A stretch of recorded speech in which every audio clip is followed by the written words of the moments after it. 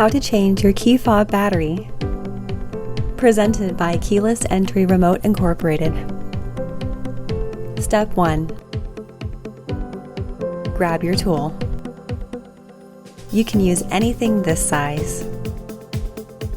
Step 2. Pry the fob open. Notice that the plus side is not showing. Step 4. Lift the battery out. Now put it back together with the new battery.